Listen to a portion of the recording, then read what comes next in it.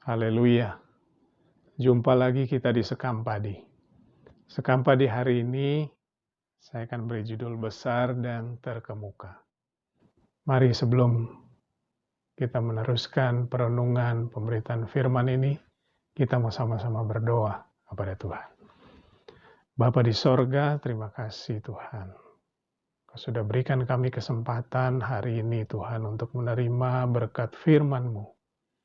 Biarlah firman-Mu boleh menjadi Tuhan pelita bagi kaki kami, terang bagi jalan kami Tuhan.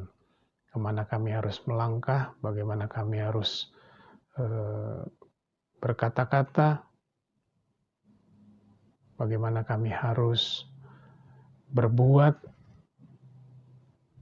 Dan biarlah Tuhan Kau saja yang memberikan hikmat, memberikan penjelasan yang lebih dalam lagi dalam kehidupan kami Tuhan, agar kami mengerti Tuhan akan firman-Mu, dan firman-Mu boleh tertanam di dalam hati kami yang baik, boleh bertumbuh berbuah menjadi karakter kami Tuhan, sehingga lewat firman-Mu nama-Mu dipuji dan dibesarkan Tuhan, menjadi berkat bukan saja untuk kehidupan kami, tapi terlebih Tuhan untuk banyak orang lewat kehidupan kami Tuhan. Terima kasih Bapa di sorga.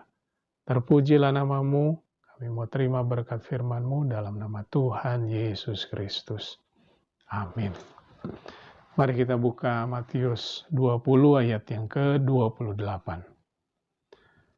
Menulis demikian, sama seperti anak manusia datang bukan untuk dilayani, melainkan untuk melayani dan untuk memberikan nyawanya menjadi tebusan bagi banyak orang. Puji Tuhan. Banyak orang di luar sana berlomba-lomba untuk menjadi yang besar dan terkemuka di antara sesamanya. Dan hal itu juga berlaku atau tidak terkecuali hal itu juga terjadi di dalam gereja. Nah, apa yang Kejadian 1 ayat 28 sampaikan pada hari penciptaan? Di situ disebutkan Allah berfirman, beranak cuculah, bertambah banyak, penuhilah bumi, dan taklukkanlah itu. Ada kata-kata yang kalimat dari ayat itu disebutkan Allah berfirman. Allah berfirman itu artinya Allah memerintahkan. Jadi kita diperintah.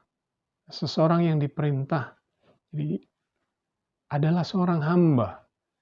Jadi pada dasarnya manusia diciptakan untuk menjadi hamba Tuhan, untuk menerima perintah dan untuk melaksanakan perintah Tuhan dalam kehidupannya.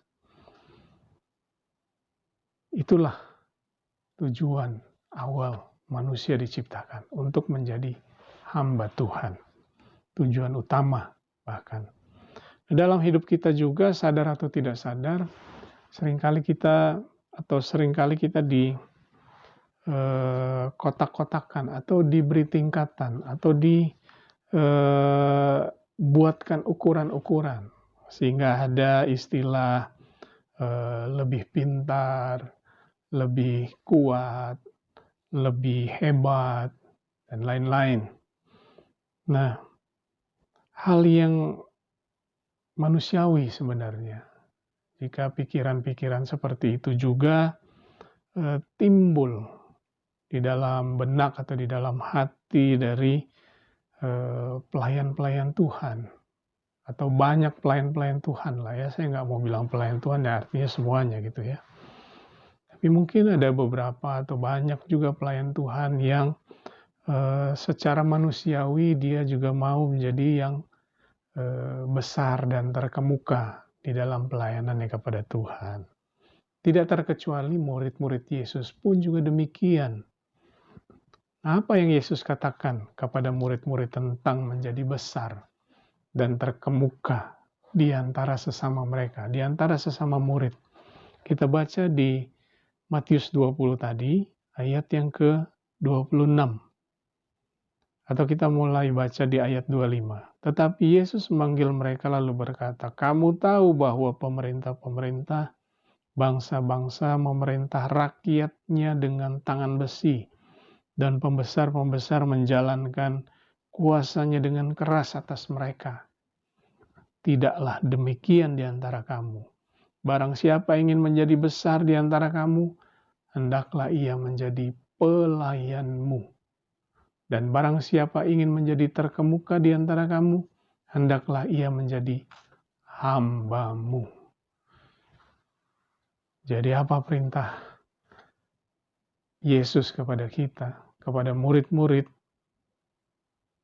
Jika ada yang mau menjadi yang terbesar, maka dia harus menjadi pelayanmu, pelayan di antara mereka. Apabila ada yang mau menjadi yang terkemuka, dia harus menjadi hambamu atau hamba di antara sesama mereka. Begitulah rumus dari Yesus yang diberikan kepada murid-murid. Dan kita adalah murid-murid Yesus. Kita adalah murid-murid Kristus. Kita disebut Kristen. KTP kita tercetak Kristen, yang artinya pengikut Kristus, yang artinya juga adalah murid Kristus. Oleh sebab itu, seorang hamba tidak punya banyak kewajiban. Seorang hamba punya banyak kewajiban, tapi dia tidak punya hak. Hidupnya adalah anugerah dari tuannya. Demikian kita manusia. Hidup kita hanya anugerah Tuhan saja. Kita tidak punya hak. Kita diberi kebebasan, diberi hak bebas untuk memilih mau menuruti perintah Tuhan atau tidak menuruti perintah Tuhan. Tetapi kita tidak punya hak apa-apa karena kita hanya debu tanah, kita hanya ciptaan. Kewajiban kita menerima firman, menerima perintah Tuhan, dan melakukan perintah Tuhan. Jadi untuk menjadi yang besar dan terkemuka, bagi kita murid Kristus, bagi orang yang mengklaim bahwa dirinya adalah Kristen,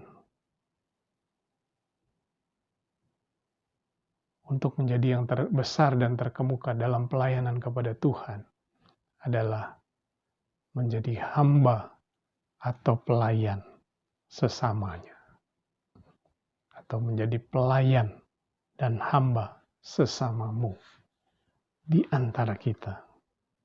Terimalah perintah Tuhan dan lakukan perintah Tuhan itu dengan setia. Maka seperti Matius 25 sampaikan, "Sabaslah engkau hamba yang setia." Kita akan bersama-sama dengan Tuhan Yesus di sorga yang kekal. Terpujilah nama Tuhan. Tuhan Yesus memberkati kita semua. Amin.